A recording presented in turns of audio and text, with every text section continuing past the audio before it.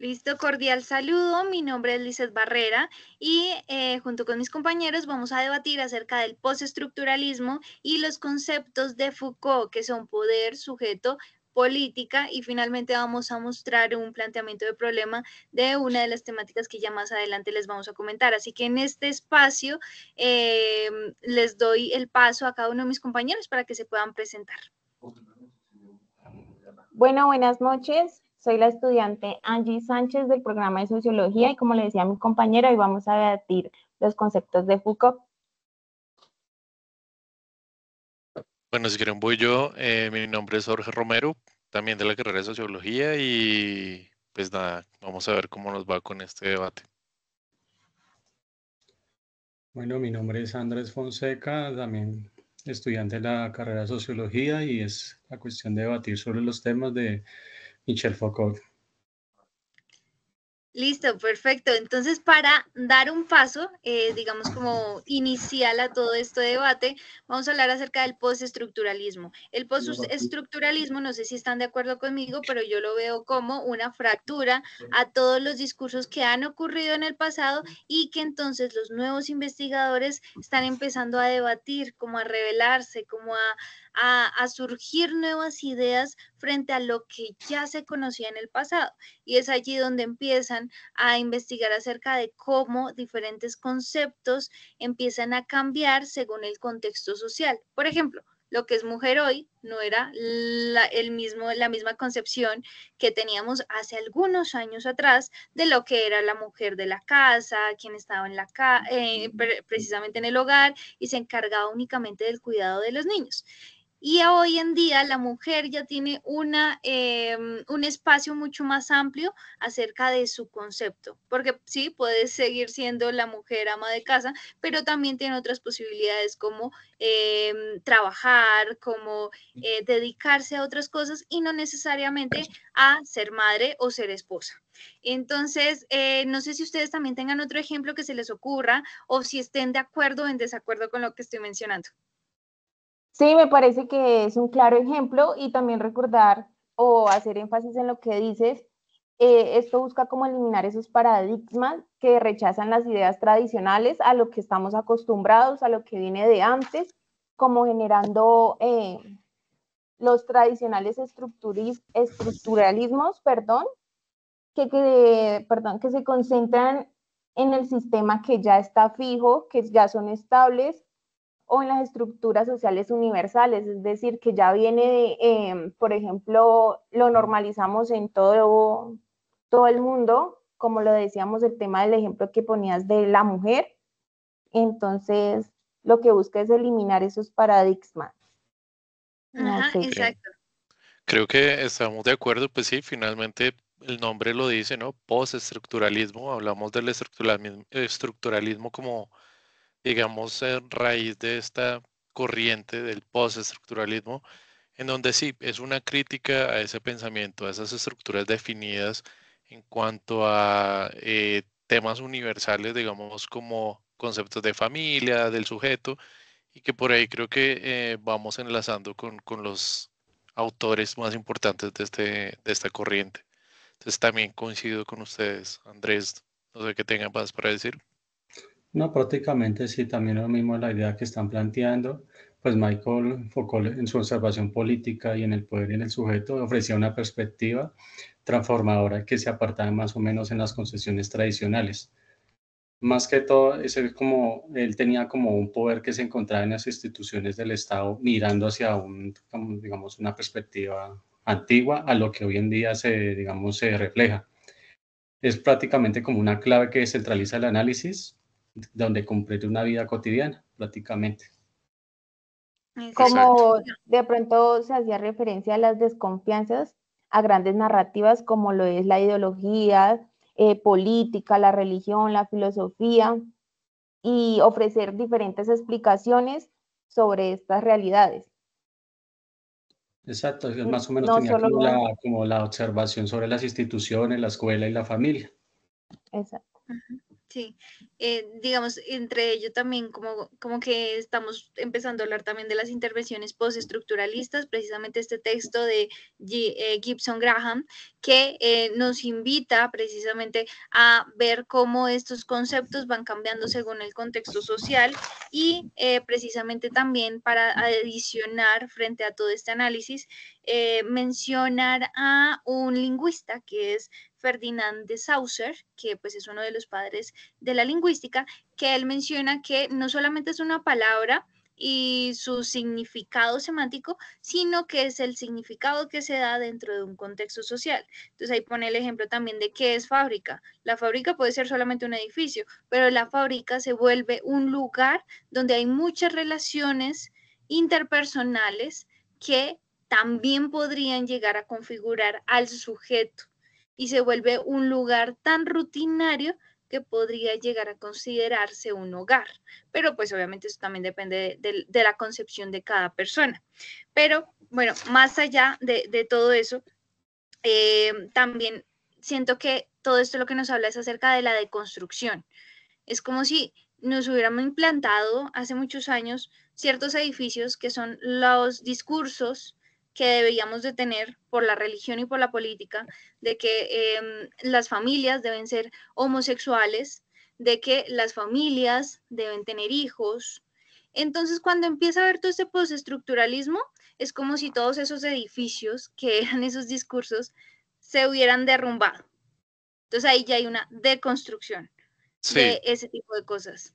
yo Ujú. creo que y recuerdo pues vagamente un filósofo, sí, que vimos en primer semestre, era Edgar Morin, que hablaba sobre la teoría de la complejidad y es algo como lo que tú mencionas, y es que creo que el postestructuralismo llega intentando incluir todo, es decir, uno no puede solamente juzgar una sola persona, un individuo, una cosa, una institución por un contexto social, sin tener en cuenta el político, el económico, el cultural.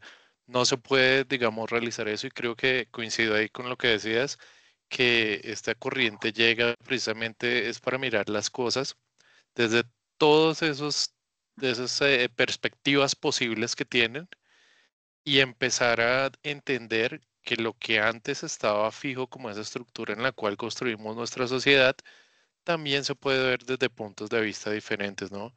Ahí digamos que estaría como ese rechazo de esas estructuras universales, lo que hablabas del lenguaje, que te parece importante porque el ejemplo que diste, por ejemplo, de una fábrica, pero también cómo desde la medicina yo puedo influir en el comportamiento que se debe asumir en general de una persona que de pronto tenga un problema mental. Hace unos años ir al psicólogo era para locos.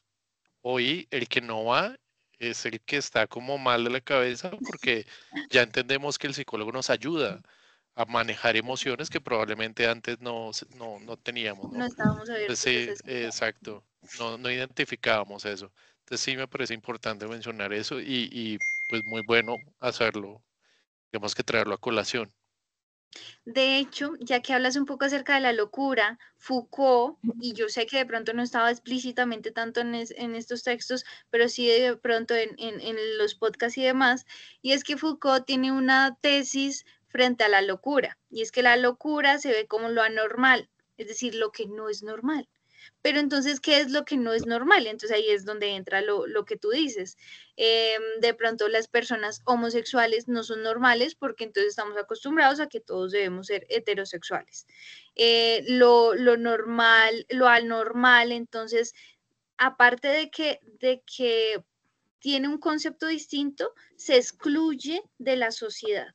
Entonces, ¿qué pasa también con las personas que sufren de trastornos o de problemas en la salud mental? Se excluyen, se van para otro lugar, se alejan, se distancian y no socializan en conjunto con la sociedad porque ellos no tienen ciertas características que los hacen normales. Entonces, como son anormales, se van excluyendo.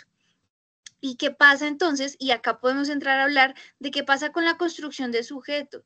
¿Qué pasa entonces con esos sujetos que entonces ya están categorizados como no normales y que entonces cómo se van a configurar y si ellos mismos también se creen anormales, ¿no? Entonces es un poco como este juego también de conceptos y de poder, porque entonces si yo digo, no, tú no eres normal, tú no perteneces a este grupo, eso quiere decir también la relación de poder que hay ahí. Y quisiera hablar un poco acerca más de eso y cómo ustedes ven el poder y el sujeto principalmente que nos habla Foucault. Y ahí ya podemos entrar en este puente y en este debate precisamente de estos conceptos que son muy interesantes.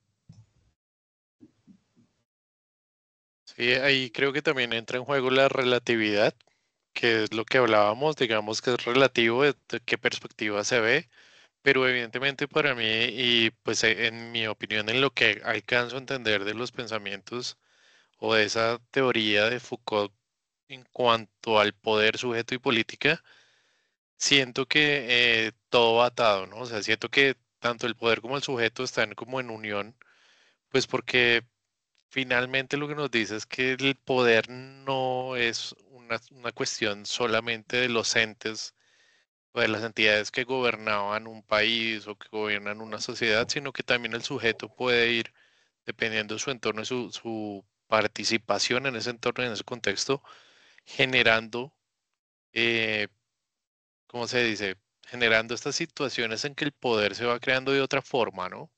Y pues el sujeto también nos dice que no es algo fijo, es lo que tú decías. Yo como sujeto puedo pertenecer a un grupo, pero si el grupo me rechaza, voy a empezar a crear una imagen mía y probablemente voy a buscar semejantes. Entonces ya como que voy a empezar a hacer otra, voy a tener otra definición de sujeto propia desde mi perspectiva, desde lo que viví, desde lo que he vivido y he tenido como experiencia propia. Entonces creo que es importante eso ahí. Y en ese contexto, creo que Angie tiene ese micrófono cerrado. Por eso es que Perdón, no. perdón, perdón. Dale, pero dale, Bueno, dale con tu punto. podríamos tomar un ejemplo muy claro desde la subjetividad de cómo la gente nos percibe ahorita a nosotros los policías con el tema del poder y sujeto y poder, porque pues las perspectivas son diferentes, ¿no? No todo el mundo nos ve igual y pues como muchos saben, la controversia que hubo durante eh, como el estallido social fue muy grande, ¿no? Pues literal, habían muchos compañeros y yo porque lo viví en carne propia, que teníamos miedo en salir uniformados siendo nosotros la autoridad. Entonces, pero así como había mucha gente que desde su perspectiva nos veía como personas malas, como personas que hacíamos el mal, como personas, ¿sí? Había otras personas que desde su perspectiva nos veían como lo que somos.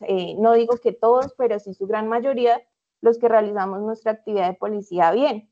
Entonces sí nos veían desde una manera muy personal, su concepto muy personal y sí nos ayudaban de pronto en situaciones donde habían compañeros golpeados, que les quitaban la moto, que salían lastimados de todo este tema que fue el estallido social. Entonces, ahí podríamos poner un ejemplo o pongo un ejemplo de cómo el mundo percibe una cosa, pero nosotros la percibimos totalmente diferente, ya que es intransferible lo que nosotros pensamos y pues de la manera en que lo percibimos.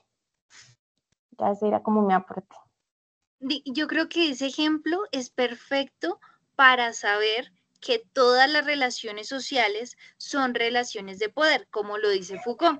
Entonces, ahí lo que podemos ver es que ni siquiera, aunque haya una cierta jerarquía, se mantiene, sino que eso depende del contexto. Entonces, estamos viendo en el caso de Angie que aunque se supone que es la autoridad la que tiene el poder, también sentía miedo y también fueron violentados a pesar de que eran la autoridad. Entonces, este es un juego de poderes, donde De no poder. siempre el que está supuestamente arriba va a ganar. Es como, no sé, entre el papá y el hijo, no siempre las discusiones entre los dos, no siempre gana el padre, muchas veces también los argumentos del hijo sirven también para fomentar otro tipo de discursos. Pero pues también quisiera saber la opinión de Andrés. ¿Qué opinas acerca de todo este contexto? Pero aquí dando, perdóname Andrés, dice que Foucault dice que el poder no solo oprime, sino que también construye nuestra identidad.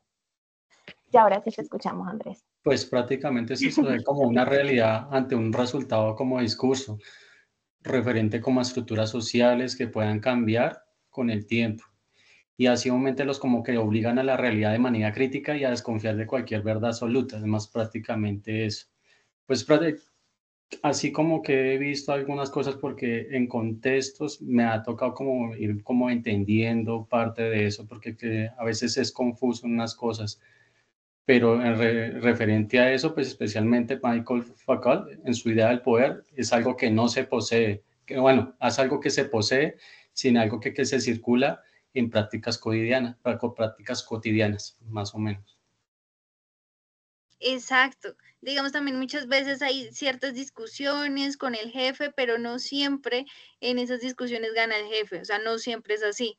Entonces, también me parece importante recordar que, digamos, como que estas formas de poder, y como bien lo mencionabas tú, Jorge, todo está muy alineado, ¿no? Entonces, digamos, ¿cómo se crea un sujeto? Un sujeto empieza desde una gran institución que es la familia. Y esta familia sigue ciertas reglas, ya sea de su religión o del contexto social y político que se vive. Entonces, son reglas que nos ayudan a regular nuestro comportamiento en sociedad. Y esto a su vez nos habla un poco de la biopolítica de Foucault.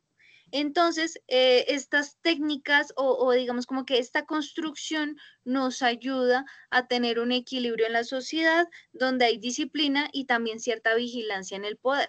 Pero bueno, cuando uno empieza a crecer, uno va identificando cuáles son esas entidades de poder y cuáles no. Cuando uno llega al colegio, uno sabe pues que el docente es el que tiene ese rango de El poder poder. y a su vez ahí va como construyéndose también como sujeto mientras va aprendiendo de qué se trata este juego de la vida. No sé, pero pues ustedes me dirán también qué opinan más acerca de estos conceptos unidos que nos configuran a todos y que está en nuestro día a día. Total, y es que digamos a mí me pasó mucho cuando entré a la escuela, ¿no?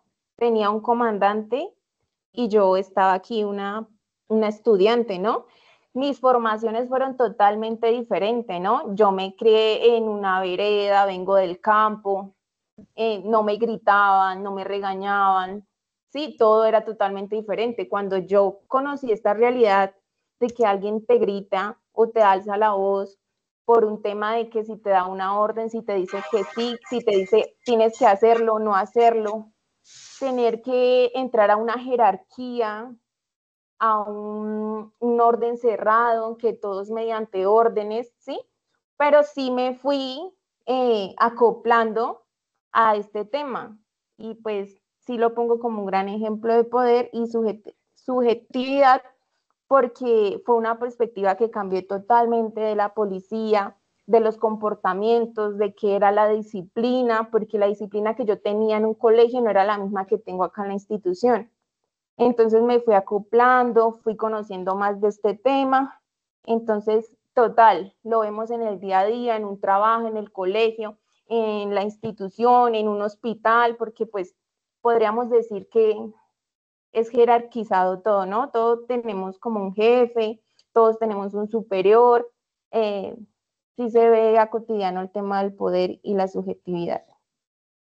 Igual creo que en el ejemplo que también daba Sanji el tema de los colegios o las escuelas, ¿no? Donde tú decías que ya había una estructura delimitada y era que el profesor o el docente era quien daba o, digamos, ponía las leyes dentro del aula.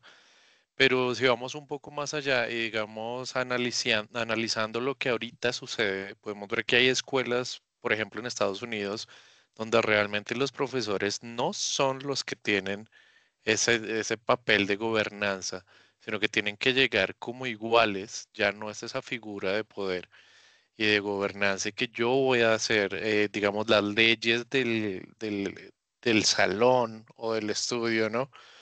Sino que ya le toca es empezar a negociar con quienes, con los estudiantes, con los alumnos. ¿Por qué?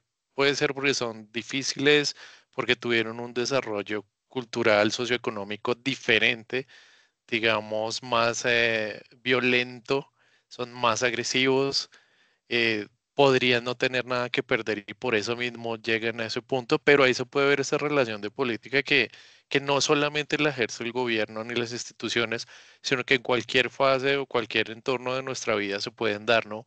Eso lo podemos ver, como decíamos, el ejemplo del colegio, pero también en la salud o en otros ambientes que tenemos, ¿no? Entonces sí, me parece que también esas relaciones de poder siguen y pues nos demuestran que sí, ahorita como que se va abriendo muchos hilos, ¿no? Ya no es esa figura y pues ahí se va uno dando cuenta que día a día creo que ellos tenían mucha razón en lo que planteaban.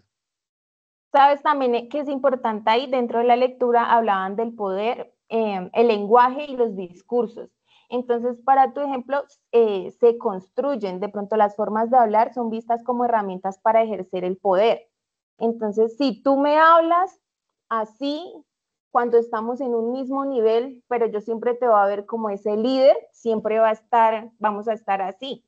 Pero es la forma en la que el docente o yo le hable a la comunidad para que nos sintamos así, pero en realidad siempre va a haber un grado de superioridad porque yo te voy a ver así. Pero es la forma en la que hablas y cómo ejerces el poder. Y a su vez es la obediencia, porque entonces si el docente te trata y te dice que tienes que hacer ciertas cosas, tú como subordinado también obedeces. Entonces es como ese juego de jerarquías, pero también de organización de la sociedad que nos ha creado. Entonces, sí, sí, es como bien curioso, interesante. Correcto. Sí, prácticamente todo va desde una perspectiva antigua que se establece desde que el poder siempre es el que manda y realmente no es así. Todo eso es de acuerdo a las relaciones sociales que se producen durante discursos y luego las instituciones y normas que tenga ahí el sujeto.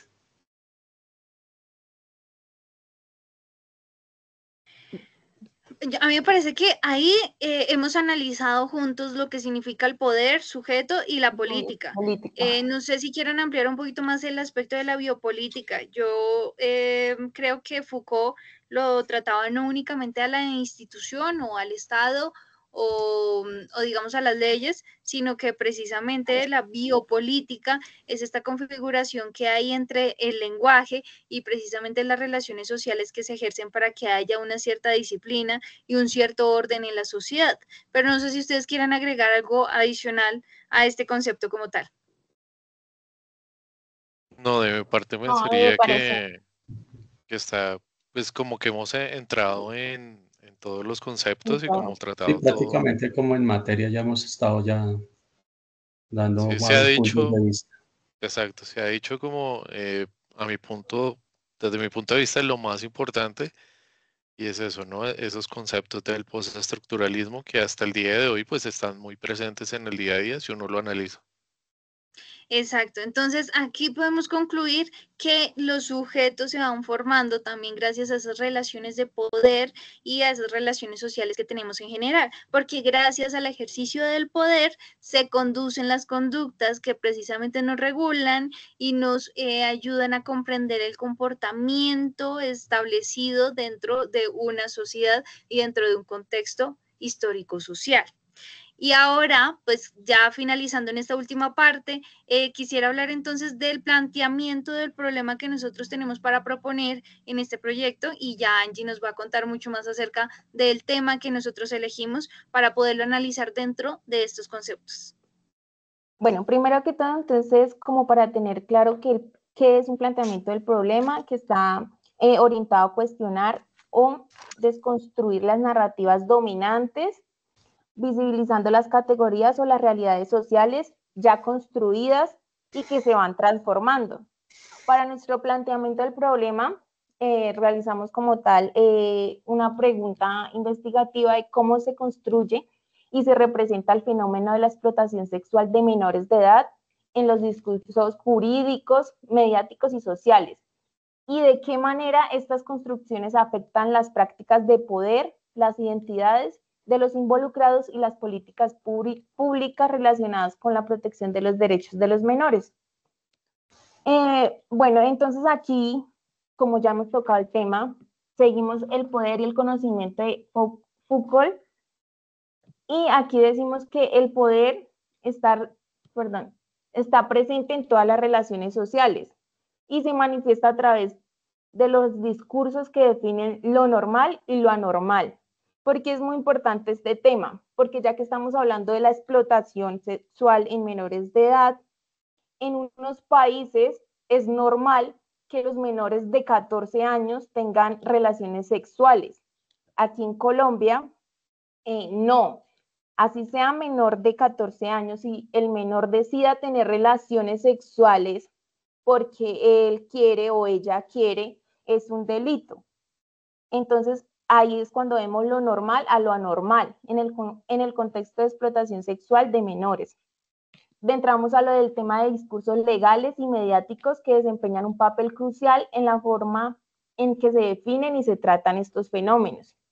El problema no solo es la explotación sexual en sí, sino también cómo construyen las categorías de Foucault. También subraya que el poder no es solo representativo, sino productivo.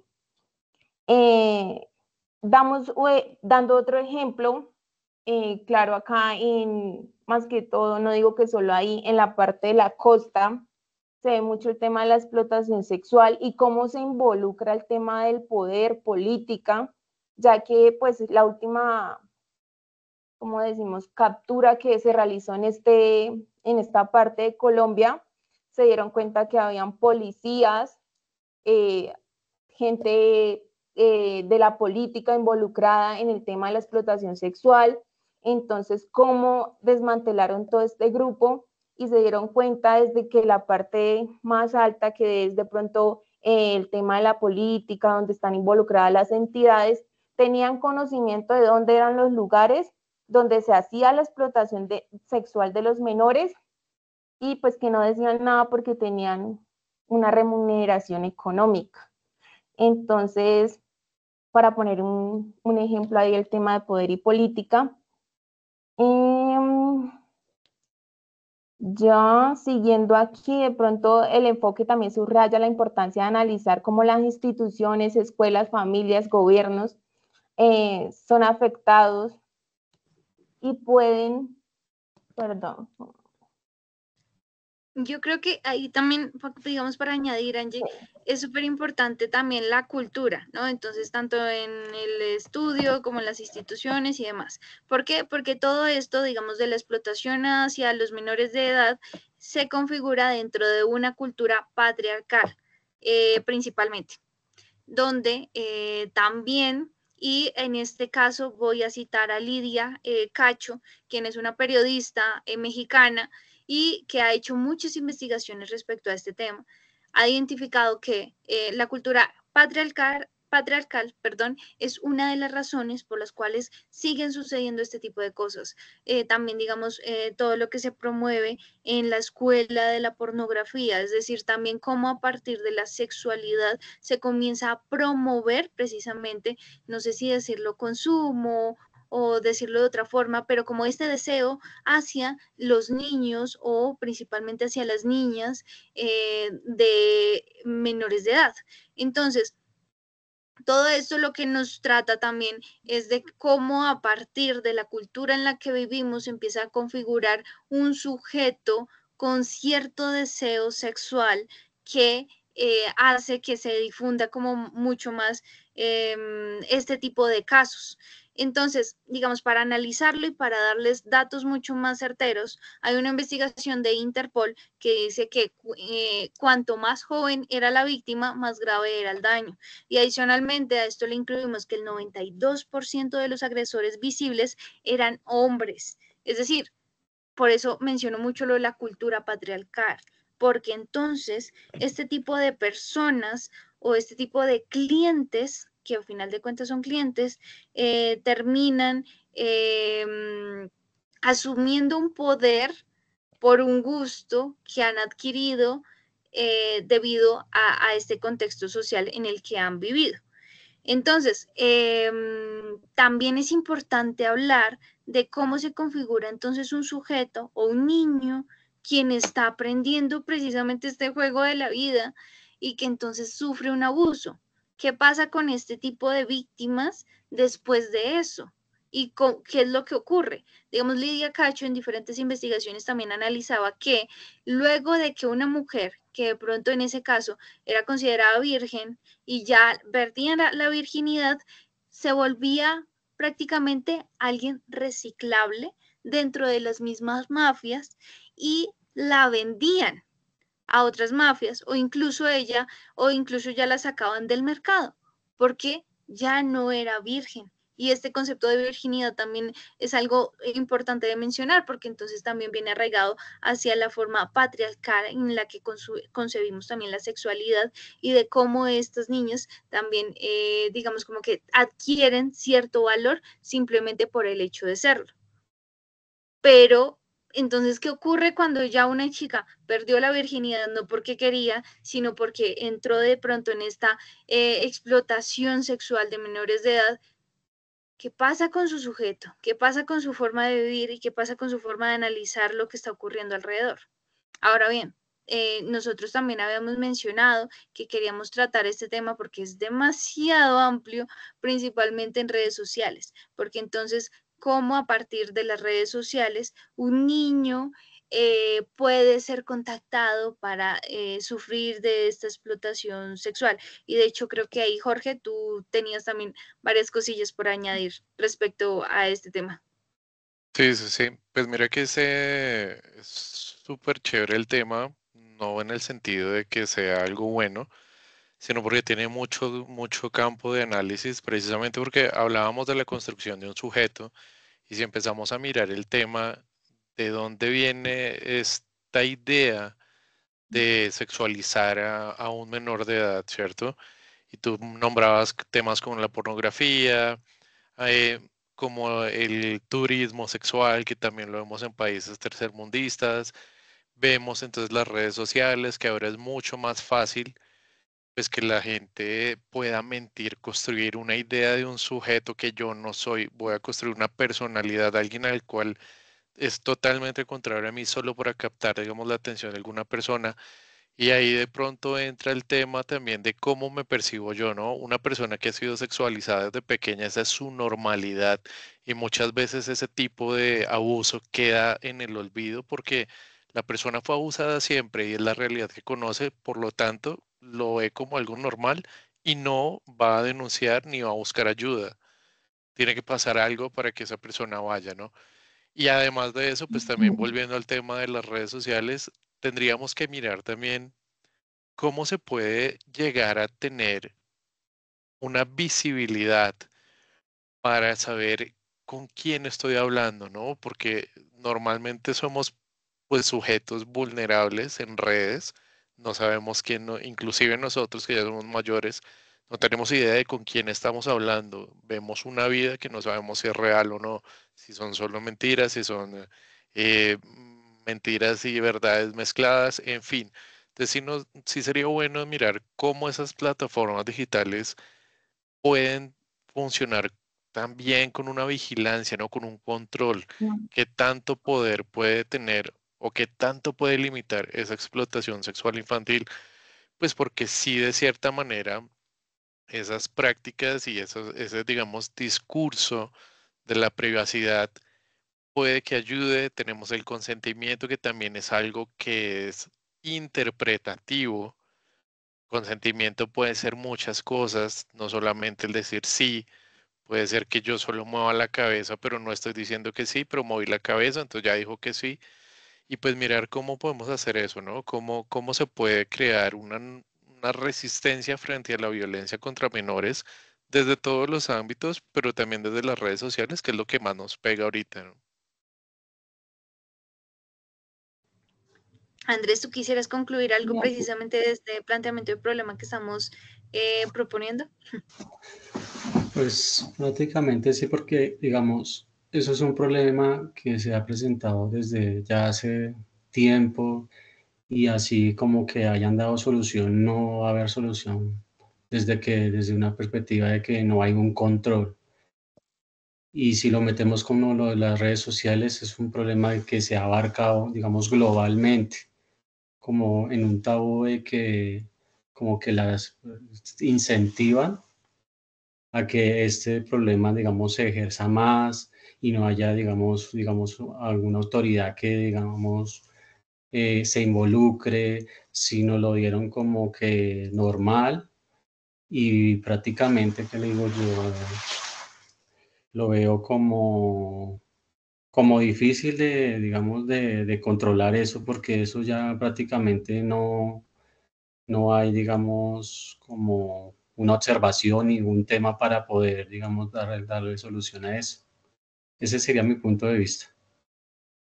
No sé si tuvieron Listo. la oportunidad de ver la película Sonidos de Libertad, también que se habla mucho del Sí, tema de la explotación sexual. La verdad yo no me la he visto porque soy muy sentimental, pero sí me vi como el spoiler y preferí leer que verlo porque pues el tema de la explotación sexual es una realidad que siempre ha estado, que hay días en los que le dan mayor trascendencia y hay otros días que totalmente nos olvidamos de que existe y que se está viviendo en carne propia y que el porcentaje de niños desaparecidos es grandísimo, donde hasta hoy en día no sabemos si hay niños vivos, muertos, no lo sabemos. Y es un tema, pues, como le dicen los compañeros, donde influye mucho el tema de la política, el poder, la cultura, porque podemos también tener otro claro ejemplo en el tema de los indígenas, cómo manejan el tema de la sexualidad, que desde cierta edad ya la mujer o la niña puede tener relaciones sexuales o que en ocasiones le quitan esa posibilidad de sentir placer porque les quitan el clítoris para no sentir placer. Entonces, no las dejan ni llegar a una edad madura, pero pues como es su cultura, su subjetividad es muy aparte y lo que decía Vivi también, depende del territorio y cómo se haya criado, en qué contexto, ¿no? Porque es muy diferente lo que se vive allá en esa cultura a lo que vivimos nosotros acá en una ciudad. claro. Y Exactamente. lo importante siempre, como para terminar, es recordar que nosotros nacimos en Colombia con una cultura Muy amplia. eurocentrista muy marcada y normalmente vamos a decir que somos católicos, ¿no? Dentro de toda la gran masa de catolicismo o cristianismo que tenemos. Pero si hubiéramos nacido en la India, ¿qué seríamos? ¿Cristiano católicos? O si hubiéramos nacido en Medio Oriente, ustedes de pronto como mujeres estarían eh, digamos, en posición de defender derechos que quizá no conocieron, o serían más bien personas sumisas porque fue lo que conocieron. Entonces es muy chévere este tema, creo que nos podríamos quedar hablando mucho, pero súper y bueno, creo que ahí podemos plantear el problema, que es ese abuso sexual o explotación sexual desde varios campos. Y bueno, Vivian, querías decir algo. Sí, no, es precisamente lo mismo que tú, Jorge. Ya para cerrar, únicamente quería concluir que ya nos basamos principalmente en digamos como que en la base del postestructuralismo, de cómo a partir de discursos ya se va cambiando como mucho la visión de mundo que tenemos y adicionalmente de cómo pasamos a Foucault para hablar de poder, sujeto y política, que a final de cuentas está unido a todo lo que nosotros hacemos diariamente y en especial a este tema de investigación que abarca tantos ejes y que principalmente lo queremos tratar basados en cómo una persona puede contactar a un niño por redes sociales, adquiriendo poder sobre él y cómo este niño que no sabe muy bien qué es el poder puede llegar a creer que él tiene el poder y que debe hacer lo que esa persona le diga, ya sea para encontrarse con esa persona presencialmente o para enviarle fotografías y demás. Entonces, este tema es bastante preocupante porque adicionalmente estamos viendo cómo niños menores de edad, estamos hablando de menores de 18 años, quienes están configurando quiénes son, porque eso es lo que uno pone a pensarse en la adolescencia, quién soy, cómo me tengo que comportar y demás, dentro de toda la rebeldía y dentro de todo lo que configura biológicamente esa etapa de su vida, empiezan también a identificar cuál es el poder que ellos están viendo a su alrededor y biopolíticamente quién asegura que ellos estén bien, que ellos estén, valga la redundancia, seguros. Entonces, ¿cuáles son las políticas nacionales y de pronto también mundiales que ocurren para que esto se evite o incluso se pueda promover? porque entonces acá no solo estamos viendo qué ocurre en estas redes de tráfico, sino que adicionalmente muchas veces los gobiernos, los mismos gobiernos, están sumergidos en todas estas redes. Entonces, es bastante denso, bastante complejo y es una red inmensa, pero que más adelante vamos a ir descubriendo en este proyecto. Así que muchas gracias por su atención, por su tiempo y acá finalizamos como tal el debate. Gracias. Muchas Muy bien. gracias. Gracias a todos. Bueno, adiós. Chao. Ah.